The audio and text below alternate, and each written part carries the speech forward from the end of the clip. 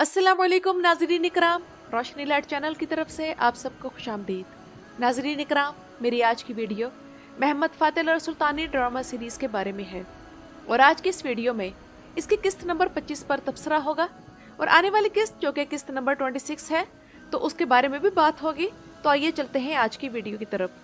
तो नाज़रीन इकराम, आप में से जिन लोगों ने ये ड्रामा देखना भी नहीं शुरू किया और वो इसकी उर्दू डबिंग का इंतज़ार कर रहे हैं तो इनके लिए खुशखबरी है।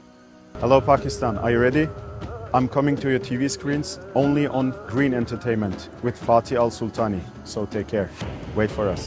तो आप लोगों ने खुद सुन लिया कि सरकार चायोगलो बता रहे हैं कि ये ड्रामा ग्रीन चैनल पर ऑन एयर होगा और यकीन करें कि इस ड्रामे की ग्रेटनेस बताने के लिए मेरे पास अल्फाज काफ़ी नहीं, यानी कि आप इसे एक तारीखी शाहकार कह लें।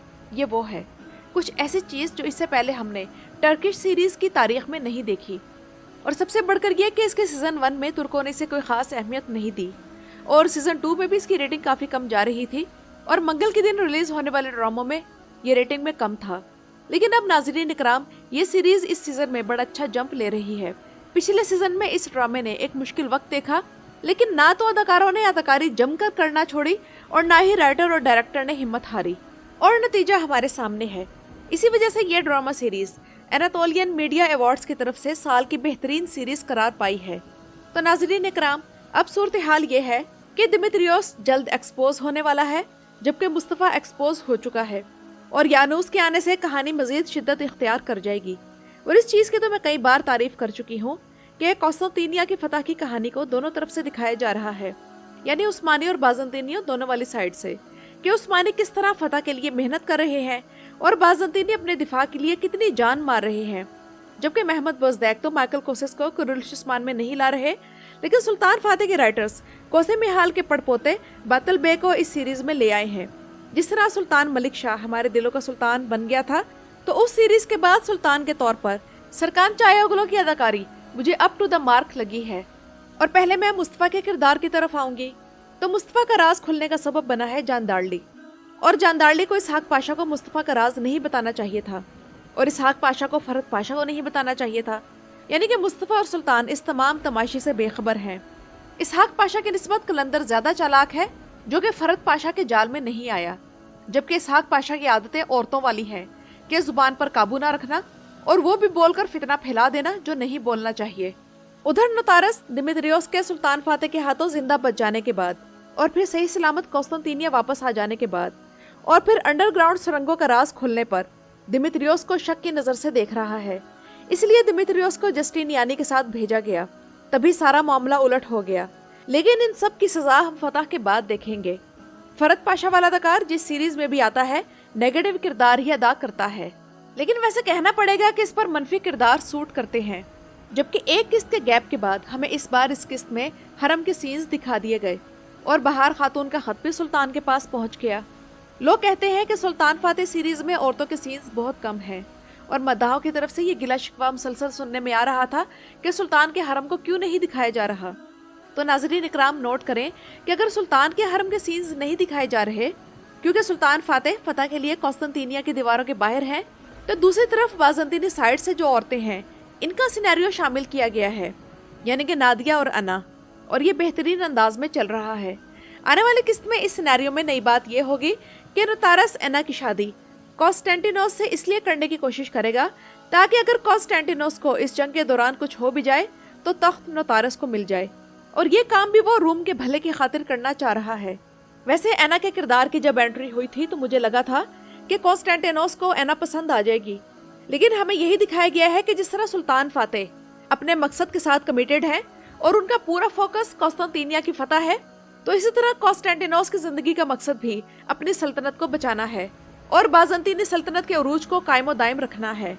नोतारस की जहानत किसी भी तरह जानदारली से कम नहीं, और एक चीज़ जिसमें नोतारस जानदारली से कहीं आगे है वो ये है कि जानदारली कई बार अपने ज़ाती इंतकाम की खातिर अपने सल्तनत के मफाद को कुर्बान कर देता है, लेकिन नोतारस रूम के मुस्तकबिल की खातिर सब कुछ दाव पर लगाने को तैयार रहता है और इंटेलिजेंस, ताकत, बाज़ंतीनी सल्तनत पर कंट्रोल और असर और रसूख में वो जानदारली से आगे है।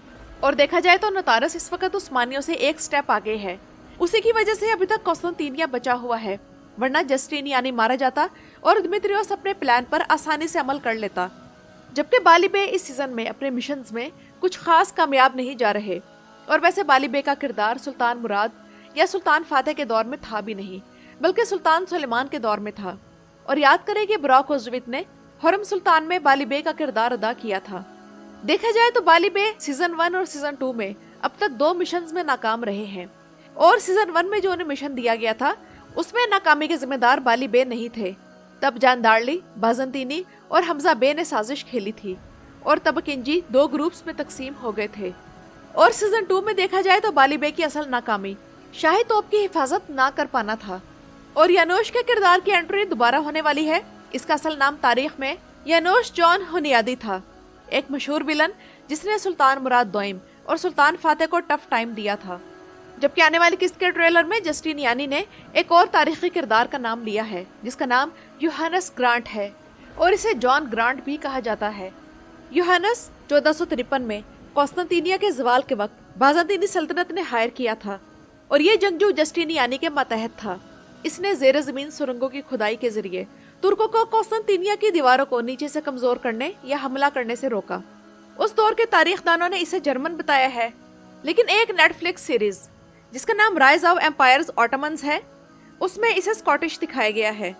तुर्कों की तरफ से खोदी गई सुरंगों में ये पानी छोड़ता और ज्यादातर चेरोन साइफोन जैसे आछी हथियारों के जरिए ये उस्मानियों की तरफ से खोदी गई सुरंगों को तबाह किया करता था। उस्ताद प्लातोन बिलाशुबा पिछली चंद किस्तों से कुछ वाकयात के पीछे मास्टरमाइंड है। ये मजबूत और अमेजिंग किरदार है और दूसरे सीजन में बेहतरीन इजाफा है। यही शख्स आतिश यूनानी यानी ग्रीक फायर लाने का सबब बना।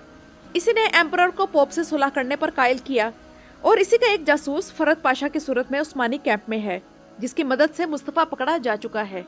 अब कुछ बात हो जाए बातल बे बारे में। और क्या आप लोगों ने नोट किया कि इस किरदार के लिए एक अलग से ट्रेलर बनाया गया है? आप लोग सोच रहे होंगे कि इस किरदार को इतनी अहमियत क्यों दी जा रही है और किस वजह से दी जा रही है।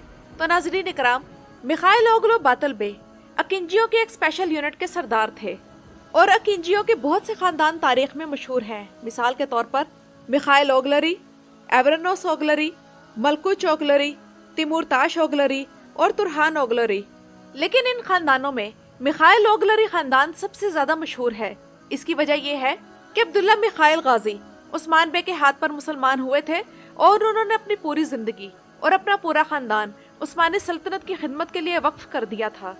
इसके अलावा दूसरी वजह यह है कि बातल बे का किरदार जो अदाकार अदा करेगा उसे तुर्की के लोग काफी अरसे बाद स्क्रीन पर देखेंगे, क्योंकि ये तुर्की का बहुत फेमस टैलेंटेड एक्टर है जिसका नाम उफुक बेरख्तार है।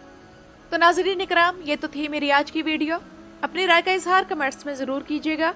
मेरे चैनल पर आने का शुक्रिया।